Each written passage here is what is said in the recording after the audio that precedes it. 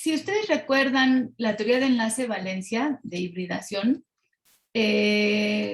¿cuándo resulta útil utilizarla, por ejemplo, cuando la estudiamos en compuestos, cuando analizábamos el enlace covalente? Si recuerdan, esta teoría de enlace-valencia me resultaba útil justamente para hablar de la geometría que adoptaban las diferentes moléculas con enlace covalente, ¿no? Entonces, en este sentido, la teoría de enlace-valencia lo que me ayuda es a identificar las funciones de onda de orbitales atómicos puros, como los que vemos aquí, ¿no? El orbital atómico, analizamos sobre todo en aquel tema de enlace covalente, los orbitales S, todos los orbitales P y algunos de los orbitales D. Entonces, con base en eso, podríamos definir, ¿no? Justamente que la geometría de un compuesto lineal, ¿no? Requería la hibridación SP pues de los orbitales atómicos puros del átomo central, ¿no? Y en este sentido, pues bueno, este podría ser cualquier orbital S y un orbital P. Entonces aquí vamos a poner de este lado qué es lo que está formando estos orbitales, ¿no? Y de hecho aquí ya incluso nos pone que es el orbital PZ. Recuerden que muchas de las interacciones que vemos entre orbitales se definen, ¿no? Por interacción en un eje. Y este por lo general es el eje Z. Entonces, si consideramos a un orbital S sobre este eje y a un orbital Z, ¿no? Tenemos que también considerar la simetría o el signo de uno de los lóbulos del orbital Z. Y entonces, viendo esto, veíamos que la hibridación del orbital SP, ¿no? En realidad, pues me da lugar a la formación justamente de un orbital con esta forma, ¿no? Y pues que puede enlazarse con otro orbital SP, lo voy a dejar de este lado, para formar justamente el enlace entre dos átomos con esta hibridación SP, ¿no? Entonces, esta sería, digamos, la primera formación de este tipo o aplicación de la teoría de enlace-valencia. Para una geometría trigonal, entonces ya debo de considerar la combinación o la suma del orbital atómico S puro, orbital atómico PX puro y PY puro. Y así puedo explicar la geometría trigonal. Pero si se acuerdan cómo jugábamos con estas moléculas, primero veíamos la geometría con base en los pares electrónicos del átomo central compartidos o solitarios, y entonces veíamos y proponíamos la geometría que debería estar asignada. Con esa geometría asignada, después lo que analizábamos era justamente esa distribución de pares electrónicos situados en los diferentes orbitales híbridos, para que justamente me hablen de esa geometría. ¿Por qué es importante hacer eso? Porque los orbitales o la dirección en la que se dirigen los orbitales atómicos puros no me ayuda a explicar la geometría, por ejemplo, de un compuesto tetraédrico, ¿no? Por ejemplo, si yo en este eje de coordenadas que estamos viendo aquí, X, Y y Z, quiero poner un tetraedro, pues obviamente el tetraedro va a estar entre las coordenadas Z, entre las de acá y estos de aquí, ¿no? Entonces, todos estos, no hay ningún orbital atómico que me dirija algún lóbulo de estos orbitales atómicos hacia esas posiciones, ¿no? Entonces, necesito considerar la hibridación SP3 para poder explicar esa geometría. Y entonces, con esta hibridación SP3, pues ya puedo considerar justamente este cambio de orbitales atómicos puros para poder explicar, bueno, obviamente aquí está pésimamente graficado mi orbital híbrido SP3, mis 4 orbitales híbridos SP3, para explicar justamente una geometría tetraédrica, ¿no? Entonces, si recordamos eso, también podemos aplicar las mismas reglas para los compuestos de coordinación. Los compuestos de coordinación, lo que habíamos visto para compuestos covalentes, pues incluye justamente esas hibridaciones, SP, SP2, SP3 para el tetraédrico, como vemos aquí. Y en los compuestos de coordinación incluso vamos a poder considerar a hibridaciones de sp2 o incluso hibridaciones de z cuadrada de sp3, ¿no? O de sp3. Entonces, si aquí las empezamos a dibujar, vemos, por ejemplo, que la dsp2 cuadrada, ¿no? Puede ser a veces dsp2 o sp2d. Y eso es lo que vamos a tratar de explicar en estos momentos. Incluso podemos considerar la d SP3 o la SP3D, ¿no? Vamos a ver por qué. Porque a veces empiezan con la D y a veces empiezan con la S. Eso es lo que vamos a también tratar de explicar. O incluso la geometría octaédrica D2, SP3 o SP3D2, ¿no? Entonces, todo eso es lo que vamos a tratar de analizar. De hecho, por ejemplo, en el Crawford encontré un ejemplo, ¿no? Para este compuesto de coordinación que tiene, por ejemplo, 6 aguas de coordinación y es un catión, 3 más, ¿no? Entonces, ustedes, ¿no? Me pueden ayudar con su tabla periódica y decirme cuál es la, cuál es la configuración de un catión de cromio 3 más.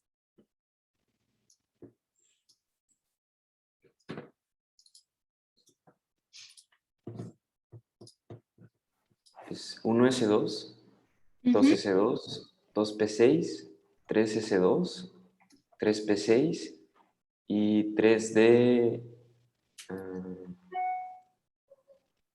3D3.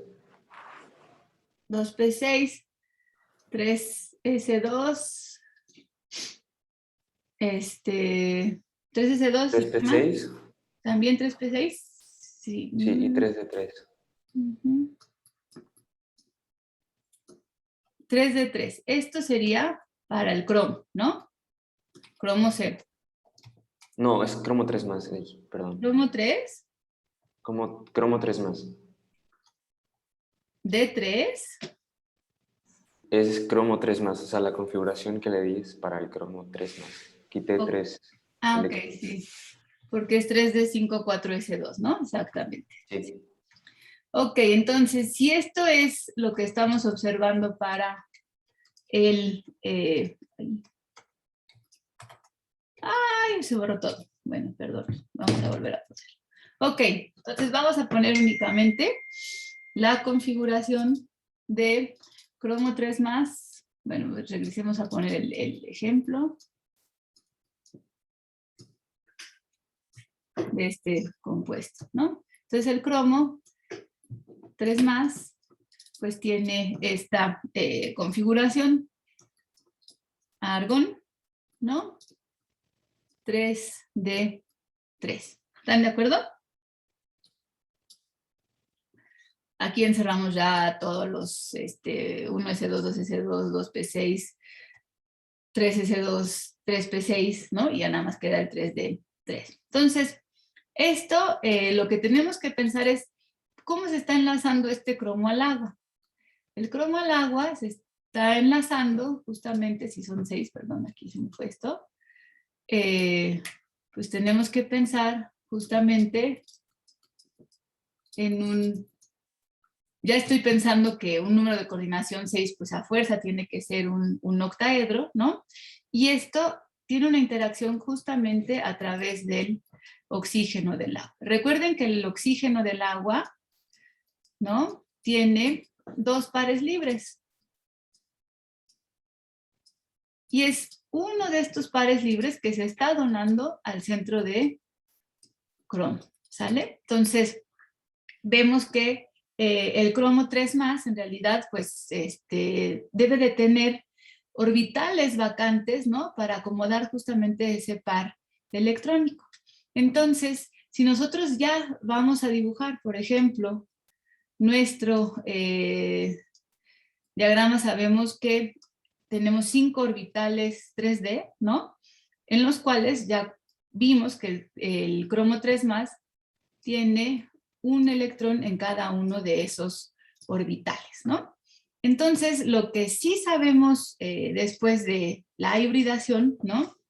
Es que, ¿qué orbitales seguirían después de esto? Pues tendría que ser un orbital 4s, próximos en energía.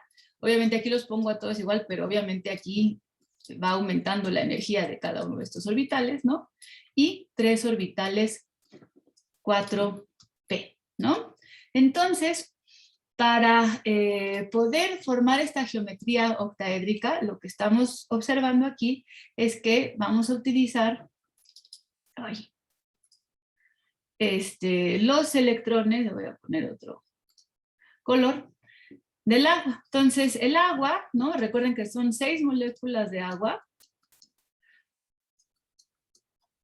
6 moléculas de agua. Y si hay pues un par por cada una que se está donando al cromo, son 12 electrones donándose, ¿no? Hacia el centro de cromo. Entonces, lo que vamos a observar es que todos estos orbitales se van a orbitar. Entonces, aquí tenemos 2 orbitales D, ¿no? Un orbital S y 3 orbitales P. Entonces, tenemos aquí 1, 2, 3, 4, 5, 6. Y es aquí donde vamos a alojar los 12 electrones o 6 pares de electrones de el agua, ¿no? Entonces aquí lo que ya podemos ver, o esta información de Unión Valencia nos dice, es que esta molécula, ¿no? Tiene 3 electrones desapareados y que por lo tanto es paramagnética.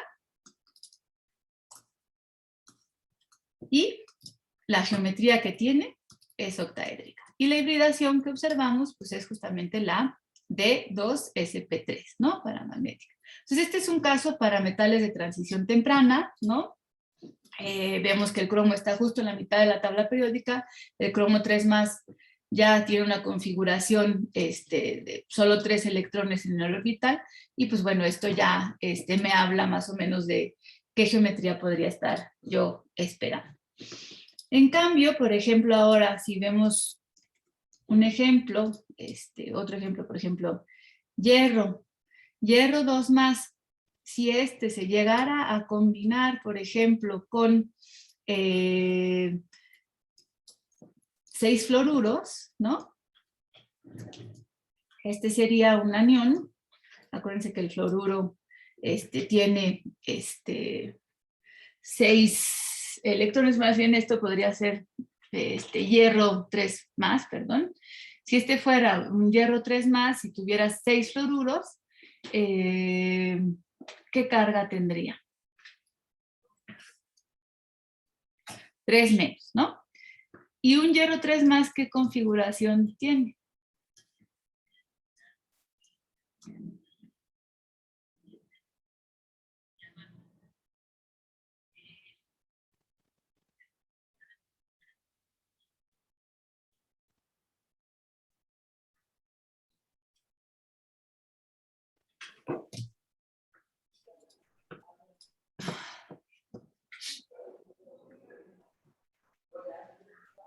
¿Alguien sabe? ¿Qué configuración electrónica tiene el hierro 3+? Argón 3d6, 4s2. Ese sería el hierro 0. ¿Y el hierro 3?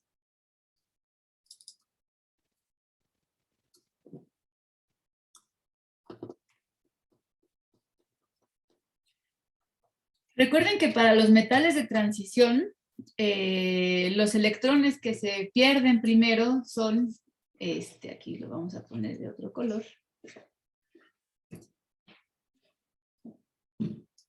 Digo, sería el 4, perdón, 4s2. Se pierden justamente estos, ¿no? Y por lo tanto la configuración de hierro 3+, en vez de ser 3d6, es 3d5, ¿no? Entonces aquí empieza a verse un poquito más complicada la situación, ¿no? Porque puede ser, y lo que sí sabemos es que pues va a tener 1, 2, 3, 4, 5, ¿no? Y lo que sabemos por datos también es que este es un compuesto paramagnético, ¿no? Entonces, pues no tiene ningún orbital disponible. Entonces, los siguientes orbitales que le quedan a él, pues justamente es el 4s, el 4p y el 4d, ¿no? De nuevo esto, pues tiene 6,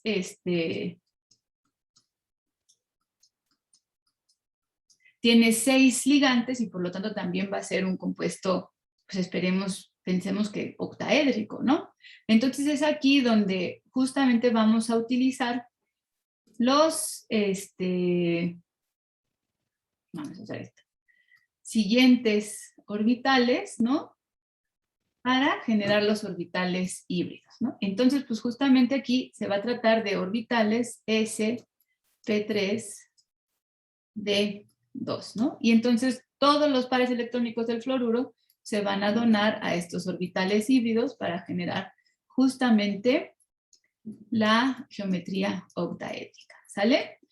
Entonces, la teoría de unión-valencia se queda un poquito corta, 2, 4, 6, 8, 10, 12, porque pues tengo que basarme mucho en los datos que ya conozco experimentalmente de si es paramagnético, si tiene, por ejemplo, qué geometría tiene para justamente adaptar la hibridación hacia ese tipo de geometrías, ¿no? Entonces, lo que vemos aquí es, pues, lo que resalta es justamente esta diferencia de cuándo debo de nombrar los orbitales híbridos D2, sp3 y en qué casos debo de nombrar esos orbitales híbridos sp3, D2, ¿no?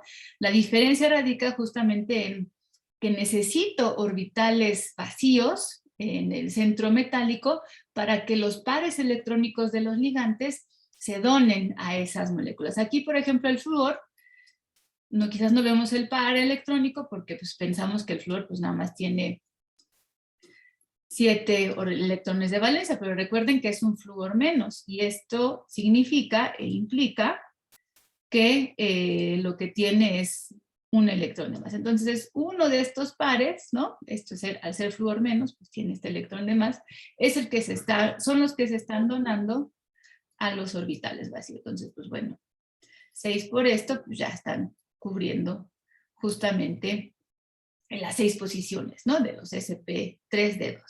Entonces espero que esto más o menos les quede claro. Entonces ahora la pregunta del millón sería, ¿ahora qué pasa con este compuesto de níquel, ¿no? Que está en el problema que se me presenta. Si los ponemos de este lado, el compuesto de níquel que ahora tengo que analizar es justamente el compuesto de níquel con 4 ligantes ciano. Aquí lo que sí debo de pensar es que de entrada ya sabemos, bueno, no lo sabemos todavía, pero este es un compuesto tetraédrico. Entonces aquí, por ejemplo, este se trata de qué níquel en qué estado de oxidación.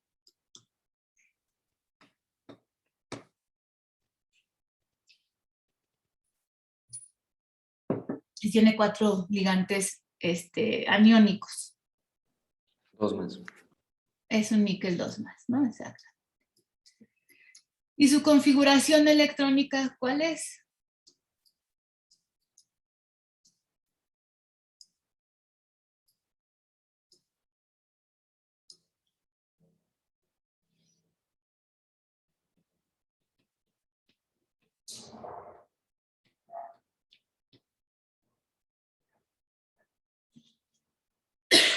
Ya Igual a del argón y 3 de 8.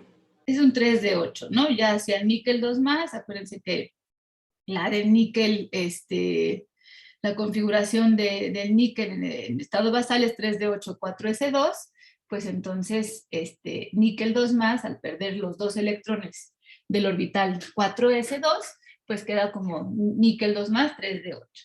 Entonces el níquel, por ejemplo, tiene 2 posibilidades para acomodar estos orbitales en sus orbitales D.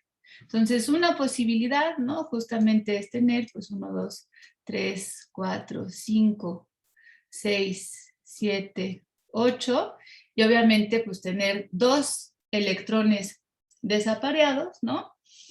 Y otra posibilidad que tiene Y bueno, justamente aquí lo que pues veríamos después es que pues tiene justamente como posibilidades el 4S y el 4T. Si tuviera que tener esta geometría con los ligantes ciano, lo que podemos observar es que justamente pues tenemos para poder alojar a 4 ligantes, necesitamos hacer la hibridación de estos 4 orbitales, ¿no? Entonces, pues, lo que generamos aquí, pues son 4 orbitales sp3. ¿Y qué geometría? Ay, bueno, aquí yo quiero cambiar el color. ¿Qué geometría? El ciano, aquí vamos a poner el ciano, ahí casi no se ve, pero el ciano también tiene esta carga negativa, tiene un par electrónico, y estos electrones se van a ir justamente a alojar a estos orbitales vacíos, ¿no? Del orbital, del compuesto de níquel 3. Entonces, ¿qué hibridación tiene? Pues sp3, y es una geometría tetraédrica, y además tiene 2 orbitales desapareados. Pero hay otra particularidad del níquel. Por ejemplo, cuando el níquel está enlazado, por ejemplo, a 2 ligantes cloruro y 2 ligantes fosfina, trifenilfosfina, aquí lo voy a poner que son ligantes neutros, ¿no? Tiene otra geometría. Y aquí voy a cambiar de color, porque este color francamente no se ve nada. Entonces, en este caso, el níquel 2, ¿no? Lo que tiene y lo que sucede con este compuesto de níquel es que agrupa estos 2 electrones en 4 orbitales 3D. Entonces, no tiene ningún electrón desapareado. Y lo que sucede es que genera con los diferentes, obvio, para poder alojar los 8 electrones de estos compuestos, es que se combina un orbital 3D, un orbital S y 3 orbitales, y 2 orbitales P, perdón. Entonces aquí tendríamos un orbital D, S, P, 2. Y es aquí donde justamente se alojan los 2 electrones del cloruro, perdón, aquí lo voy a dibujar bien, y los 4 electrones de los 2 cloruros y los 4 electrones de los 2 ligantes fosfina. Entonces, esta es una geometría cuadrada plana. Aquí pensemos justamente al níquel con formando un tetraedro, como vemos aquí, con los ligantes ciano acomodados en un tetraedro. Y en este caso, sí vemos al níquel enlazado en un compuesto totalmente cuadrado plano, ¿no? Aquí, bueno, hay muchas formas de dibujarlos. Algunos autores les gusta hablar de un cuadrado plano también dando este tipo de geometrías, ¿no? Pensemos que tiene un cloro aquí, aquí pensemos que sea el cloro el compuesto trans, que es un poquito más estable, pero sea el trans o el cis van a tener la misma geometría, ¿no?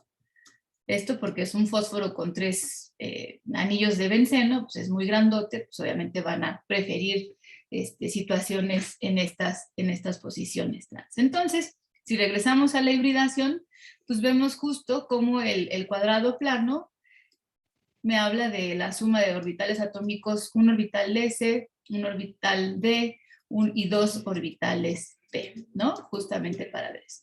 Y eso, pues finalmente veo estas 2 diferencias, ¿no?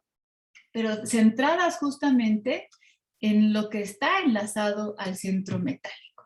Y como veíamos también en los radios iónicos del níquel 2, depende de la geometría en la que está, va a tener un radio iónico muy diferente. En un compuesto cuadrado plano, me parece que el radio iónico está alrededor de 60 picómetros, ¿no?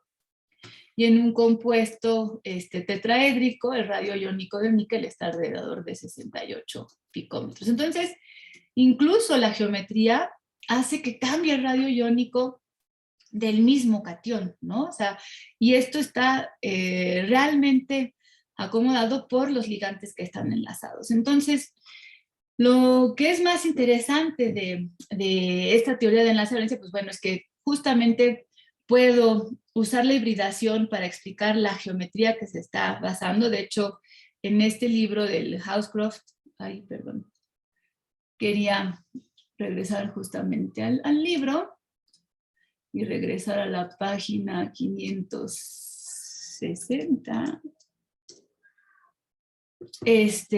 Podemos ver justamente la implicación de esta, no, perdón, aquí estamos en el germanio, etcétera, la implicación de la hibridación, sí, aquí está, estos son los dos, y el color. Entonces aquí obviamente habla de los diferentes números de coordinación, de las geometrías, de las implicaciones de isomerismo, de isómeros que ya, ay, no, perdón, ya me pasé. No, fíjense que no está tan completa la parte de la hibridación. Pensaba que sí. No, sí, sí debe estar. Ok. Esta parte de hibridación, pues no la veo. ¿Dónde la estaba leyendo? Perdonen, muchachos, no está. Ya perdí el hilo de esta parte, pero bueno, vamos a ver justamente, no sé si está mucho después, perdónenme ustedes. O sea, lo que quiero ver es usar una imagen y ya no mis orbitales híbridos que siempre me salen muy gachos, ¿no? Explicarle, estos son los ejemplos que más o menos vimos del níquel de 8, lo voy a hacer más grande. Todas estas son las hibridaciones y algunos ejemplos, ¿no? Que vemos, es justamente lo que estábamos hablando, por ejemplo, para el cromo 3, y ahora lo que vemos justamente para un níquel 2 en un campo octaédrico, como se puede ver, es cuando estamos hablando de una geometría cuadrada plana, de SP2, y no es tan, o sea, quería ver cómo cambian, digamos, pues esas orientaciones del orbital SP2 o DSP2 justamente para poder decir o designar 4 orbitales híbridos en donde puedan enlazarse, como ya lo veíamos aquí, justamente, ay, pues se perdieron todas las notas, los ligantes ciano al centro metálico, ¿no? Entonces, la teoría de unión-valencia, pues se queda un poco corta porque, bueno, no puedo conocer realmente cuál es el efecto de esos ligantes y cómo es que esos ligantes van a impactar en que yo pueda tener compuestos con espines apareados o con espines desapareados, o sea, compuestos diamagnéticos o diamagnéticos. Y todo eso se explica con la teoría del campo cristalino y del campo ligante, ¿no? Entonces, ahora vamos a ver a nivel orbitales atómicos, ¿no?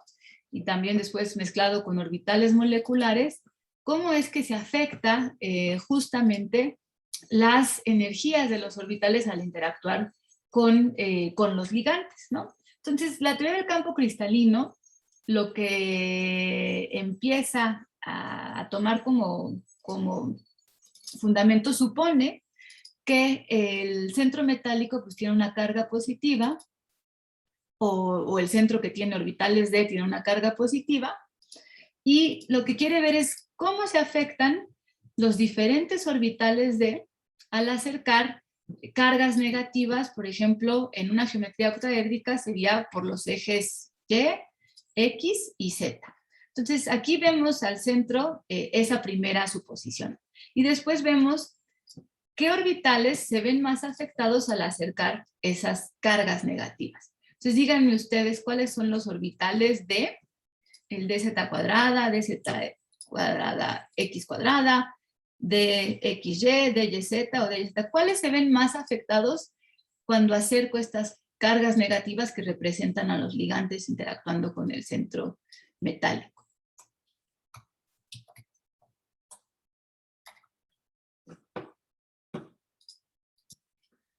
Por ejemplo, en este orbital DXY, ¿no? Vemos incluso los lóbulos de un orbital DXY están en el centro del plano XY, no están sobre el eje. Las cargas, recuerden que se están acercando por el eje. De hecho, si yo quisiera dibujar o ver esto por la parte de arriba, ¿no? Vería, este es el orbital de XY, perdón, aquí pongo las coordenadas, ¿no? Y yo sé que las cargas entran por aquí, las cargas del ligante negativo. Entonces, ¿se afectará este orbital? Y si vemos el dx cuadrada menos y cuadrada por arriba, y consideramos estas son las coordenadas xy, este es un orbital que se ve de esta manera visto desde esta posición, ¿no? Aquí también recuerden que esto representa vista desde allá. Y las cargas se acercan aquí. Entre estos dos, cuál se ve más afectado por estas cargas que se están acercando? Entre este y este.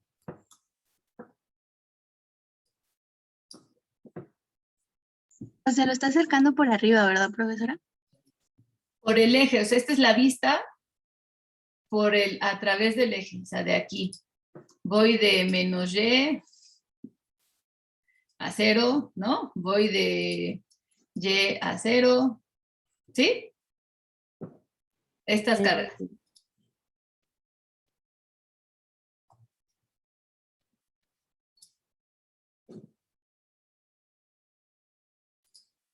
Si en este caso, esta carga, por más que se acerque, ¿no? O sea, lo que va a encontrar es prácticamente un nodo, ¿no? Cero densidad electrónica del orbital, ¿no?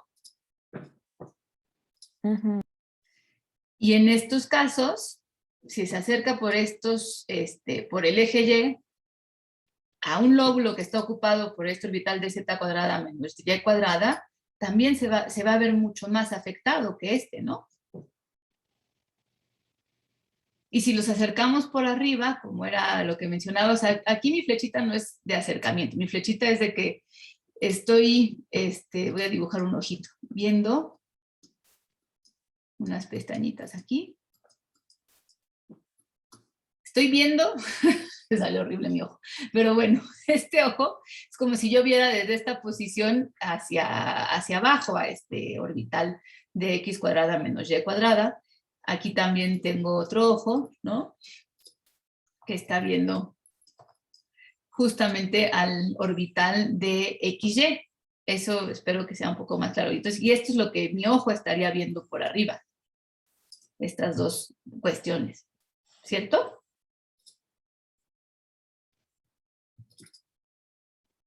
Sí. Sí, Okay. profesora. Entonces, pues, si yo veo justamente eso, o sea, es mucho más claro, por ejemplo, cuando veo el dz cuadrada. Justamente esta carga, ¿no? Que estoy acercando del ligante, pues va a afectar mucho más a este orbital de z cuadrada que cómo va a afectar al dxy o al dxz. ¿Están de acuerdo? O sea, esta carga, por más que la acerque, pues no va a haber interacción con estos orbitales. Y esta carga de aquí, si la acerco, luego voy a tener interacción con los orbitales. Entonces el campo cristalino basa, ¿no?, al centro metálico como una carga positiva, a sus orbitales también como cargas positivas, ¿no?, donde habrá mayor atracción o menor atracción, y cargas negativas a los ligantes. Entonces, lo que veo es que los orbitales que van a sufrir más por este acercamiento de carga, pues van a ser los dz cuadrada, dx cuadrada menos y cuadrada. Este sufrimiento, ¿no?, que estamos hablando se conoce como se van a desestabilizar, ¿no? Y los otros orbitales que no sufren las consecuencias de esta interacción con las cargas se van a estabilizar en energía, ¿no? Van a disminuir su energía. Y esto sucede en este tipo de geometrías octaédricas, ¿no? Donde los ligantes se acercan por cada uno de los extremos. Cada geometría va a afectar a estos orbitales de diferente manera, como ya vimos con esta cuestión de las cargas. Y por ejemplo, un tetraedro, ¿no? Aquí estoy dibujando este tetraedro, aquí adentro están dibujados todos los orbitales, pues vamos a hacer las sumas, ¿no? El dz cuadrada más el dx cuadrada menos y cuadrada, más el dxy, más el dxz, más el yz. Y lo que vemos, bueno, este sería el eje X, el eje Z y el eje Y, ¿no? Y obviamente el tetraedro, pues, no está sobre esos ejes, ¿no? Entonces aquí van a tener que hacer un acto de fe, ¿no? Y bueno, incluso podríamos ver en estos casos, ¿no? Pues obviamente ya estoy hablando de un tetraedro y ahora sí, las cargas negativas, ¿no? Para el caso del tetraedro se van acercando, en estas posiciones, ¿no? Y entonces, con los que más van a interactuar o a los que más van a afectar ahora, pues va a ser justamente a los orbitales que están en los planos, ¿no? Al dxy, al dyz y al dxz. Y los que se van a estabilizar más, pues van a ser el dz cuadrada y el dx cuadrada menos y cuadrada. Recuerden la forma de estos orbitales. Ay, pues estos son, digamos, los que están sobre el eje Z. Y el dx cuadrada menos y cuadrada son los que están justamente sobre ahí. Los ejes X y Y. ¿Sale? Estos son los que se ven menos afectados. Entonces vean el cambio, simplemente cómo afectan esas cargas ligantes, ¿no? Entonces aquí vamos a poner, este es un ligante, este es otro ligante, otro ligante, otro ligante, al acercarse al centro metálico. Y pues por último también podríamos ver, por ejemplo, qué pasa en un cuadrado plano. Entonces en un cuadrado plano, ¿no? ¿Qué orbitales se verán más afectados? Entonces aquí piensen justamente en un cuadrado plano, lo que yo voy a poner ahora va a ser L sobre los ejes X y Y. Entonces, ¿qué orbitales se verán más afectados en esos casos? La teoría de campo ligante lo que hace es, ahora, para un cuadrado plano, supongamos, ¿no? La interacción que observamos, por ejemplo, aquí, en un octaedro, pero simplemente donde vamos a alejar estas cargas que están sobre el eje Z. Estas van a desaparecer, ¿no? Entonces, lo que dice es, pues bueno, tenemos el desdoblamiento de campo para un campo octaédrico, ¿no? Donde, pues, ahí, este sería el dz cuadrada, dx cuadrada menos y cuadrada, y estos de acá serían el dxy, el dxz y dyz. Entonces, si yo alejo, como veíamos en la diapositiva anterior, estas cargas negativas del ligante que están sobre el eje Z, que es lo que sucede en un cuadrado plano, estos no existen, estos ligantes, lo que voy a observar es que justamente los orbitales que se siguen afectando más, pues sigue siendo el dx cuadrada menos y cuadrada. Y el dz cuadrada, como ya no hay interacción, pues baja en energía. Y otro orbital que se ve también más afectado es el que está en el plano de XY, ¿no? Recuerden que el plano XY, lo trato de responder de esta manera, y aquí sí, como los ligantes se están acercando por estos ejes, se ve un poquito más afectado incluso que el dz cuadrado, ¿no? Entonces, esta sería el desdoblamiento del campo cristalino en una geometría cuadrada plana, ¿no? Esta sería en una geometría tetraédrica y, bueno, y el octaédrico pues ya lo teníamos en esta sección, ¿no? Entonces, nada más el octaédrico me sirvió para escribir el cuadrado plano en tanto que alejé las cargas negativas sobre el eje Z, ¿no? pues con esto en mente, no vemos cómo la geometría afecta justamente a la separación de estas transiciones.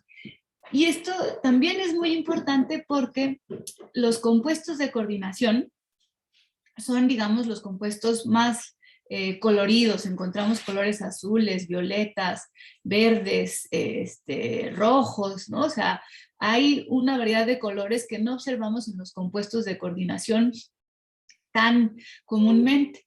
Y esto se debe justamente a, obviamente tenemos electrones en estos orbitales D, y esta separación que existe en energía por el desdoblamiento del campo, pues campo cristalino, ¿no? Por los ligantes, hace que pues estos puedan absorber luz en cierta longitud de onda, ¿no? Y esa absorción de luz, ¿no? Por ejemplo, si yo tuviera aquí un electrón, absorbe luz, HNU, ¿no? Este es un fotón.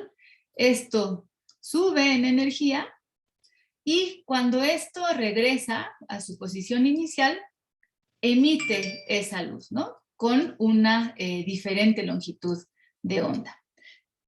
Y esto pues me da justamente el color de esos compuestos, ¿no?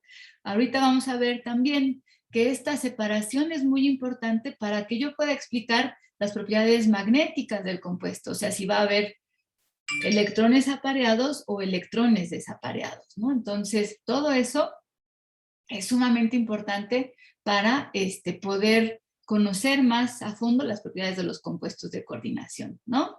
Entonces, por ejemplo, para hablar de propiedades magnéticas, ¿no? Vamos a ver que hay compuestos, ¿no? Donde los electrones están apareados, digamos, esto sería como en el mismo orbital, y hay compuestos donde los electrones están desapareados. Esto me hablaría del paramagnetismo, ¿no? Y esto del diamagnetismo. Apareamiento diamagnético, desapareamiento paramagnético, como dice aquí. Entonces, esto, por ejemplo, está muy relacionado con cuánto se separan estos orbitales por la teoría del campo ligante. Entonces, si hay una separación muy corta, ¿no? En energía, por ejemplo, como en este caso, los 6 orbitales del cobalto 3+, de nuevo es un cobalto 3+, tiene 6 electrones en orbitales D, o bueno, tendría que ser un 3D6.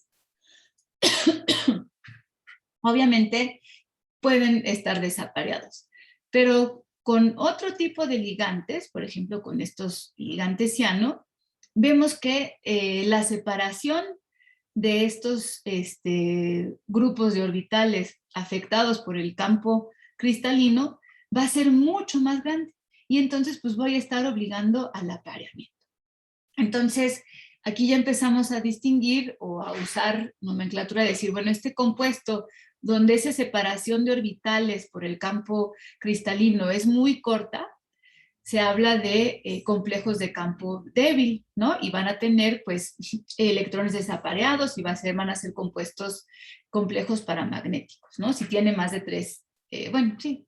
Si tiene más de un electrón, bueno, no, pues, cualquier compuesto de campo débil va a ser paramagnético, ¿no? Porque, pues, obviamente, si se tratara de un compuesto de 10, pues ya no me importa, ¿no? O sea, va a tener 10 electrones, entonces pues siempre va a ser diamagnético. Pero para los que tienen menos de 10 electrones y tienen una separación muy pequeña de esta energía de los diferentes orbitales afectados y no afectados por el campo cristalino, pues va a ser compuestos paramagnéticos y de campo débil.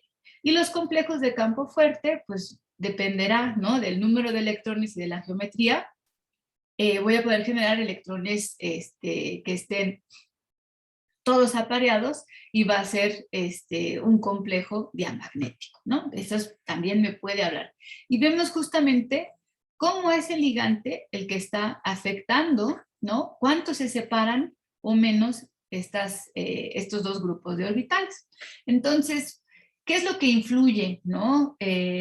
Justamente esto. Pues vemos que, por lo general, toda la primera serie de los metales de transición, aquí recuerden que hablamos de 3 hileras de metales de transición en la tabla periódica, ¿no? Todos los que son 3D pueden ser campo fuerte o campo débil. Y los que tienen orbitales de valencia en 4D y 5D son todos complejos de campo fuerte, ¿no? Entonces, en esta presentación vimos puros ejemplos de compuestos con orbitales de valencia 3D y que pueden ser de campo fuerte o campo débil. Los estados de oxidación también son muy importantes. Por ejemplo, los estados de oxidación altos, ¿no? Por lo general representan a compuestos de campo fuerte. Acuérdense, campo fuerte, una gran separación de orbitales, ¿no? Esto, 10 de Q, bueno, sí, delta Q, o muy pequeña, se trata de débil, ¿no? Delta Q, ahí está muy feo esto, no se entiende muy, pero bueno. También, como decíamos, la teoría de campo cristalino me puede decir, por la geometría, los tetraédricos casi siempre son compuestos de campo débil. Ya lo veíamos en el ejemplo del ion tetracianoniquelato, ¿no? Ay, perdón. De níquel, ¿no? Este es un compuesto tetraédrico y entonces lo que deberíamos de observar para este níquel, si se acuerdan que era un D8, ¿no? Es que el tetraedro pues, tiene este desdoblamiento del campo cristalino. Los orbitales de x cuadrada y de z cuadrada y de x cuadrada menos y cuadrada son los menos afectados por el campo. Esto dice ser de campo débil, entonces lo que yo voy a observar a la hora de llenar estos orbitales con los orbitales D que son 8, con los electrones D que son 8, pues voy a tener que llenar 1, 2, como es campo débil, yéndolos de arriba, 3, 4, 5, 6, 7 y 8, ¿no? Y entonces pues ya me dan los 2 electrones desapareados que encontraría en este compuesto de níquel. Los compuestos cuadrado plano, como veíamos el otro ejemplo de níquel, y acá lo voy a dibujar, el níquel cloro con 2 fosfinas, ¿no? Que también es un compuesto de 8. Aquí, si se acuerdan, la teoría de campo ligante, ¿no? Me genera este desdoblamiento. Y aquí, hablando de campo fuerte, pues entonces obviamente no voy a poder llenar electrones arriba hasta que no lleguen los de abajo. Entonces los 8 electrones están distribuidos de esta manera, ¿no? Y pues es un compuesto diamagnético, no tiene ningún electrón desapareado, y la teoría de campo cristalino, pues me genera estas 2 geometrías, para un tetraedro, para un cuadrado plano de níquel, ¿no? Esto es lo que estamos observando. Y un compuesto octaédrico, pues aquí sí, como en el ejemplo anterior, pues podemos tener, como ya se veía el ejemplo del cobalto 3 con 6 flúor, ¿no? 3 menos, o el cobalto con 6 moléculas de agua, 3 más, pues son diferentes ligantes que pueden generar o compuestos de campo débil como el flúor o compuestos de campo fuerte como el agua. Y entonces en un caso vamos a tener electrones desapareados y en otro no, que era lo que veíamos aquí. Bueno, perdón, es ciano, no es agua, pero bueno, esto es lo que veríamos justamente para compuestos octaédricos. Y por último está, ya son las 11, casi las 11:30, pero ya vamos a acabar, la naturaleza de los ligantes. Y es aquí donde, pues también ustedes en este momento tienen que hacer un acto de fe, ¿no? Y ver que hay ligantes, ¿no? Que van a afectar también cuánto se van a separar, por ejemplo, estos orbitales, ¿no? Esta separación. Por ejemplo, los halógenos, yodo, bromo, sulfuro, aquí tenemos cloro y flúor, por lo general no van a hacer una separación tan grande de los orbitales. Y ya ligantes como el ciano, el carbonilo, ligantes alquílicos, la fenantrolina, la bipiridina, la etilendiamina, pues van a favorecer justamente, aquí no están las fosfinas, ¿no? Pero bueno, podría ser una de estas. Pueden favorecer más bien alta separación de los orbitales afectados por la teoría del campo cristalino y del campo ligante, y entonces tener compuestos más seguramente, en estos casos, diamagnéticos, ¿no? Dependiendo obviamente del compuesto, si es un metal 3D, etcétera, etcétera, etcétera. Entonces, hasta aquí lo vamos a dejar hoy. La siguiente parte tiene que ver con el color y bueno, y cómo afecta justamente la separación, ¿no? Aquí vemos los diferentes orbitales, z cuadrada, dx cuadrada, etcétera, y cómo las diferentes geometrías, octaédrica, cuadrado plano y tetraédrica, pues esta separación del delta cero justamente va a estar afectado por el tipo de ligante que esté enlazado al centro metálico, ¿no? Entonces, esta diapositiva pues más o menos resume, ¿no? ¿Cuál es el efecto que tendrá un delta cero mayor, delta cero mucho mayor de este lado, y aquí un delta cero mucho menor? Y hablando de metales, también podemos ver que por lo general, pues aquí se encuentran todos los 3D, ¿no? Y aquí ya a partir de manganés, etcétera, empezamos a ver ya los metales, pues que son 4D y 5D y que por lo general siempre son cationes de campo fuerte, ¿no? Hasta aquí lo vamos a dejar. Rápidamente la siguiente clase veremos esta parte de color. Traten de resolver, por favor, justamente este ejercicio, completarlo, ¿no? Y el otro ejercicio que también habría que ver es esta tabla donde vemos varios compuestos de coordinación, entre ellos el tetracianoniquelato de potasio. Otros más, hay que fijarse en los ligantes que están coordinados, etcétera, para poder completar esta tabla, ¿no? Entonces, por favor, traten de hacer esto para la siguiente clase y lo utilizaremos como actividad para que pues, podamos irlo resolviendo de la mano, ¿sale? Sí, profesora. Sí, profesora. Sí, profesora. Pues esperemos que haya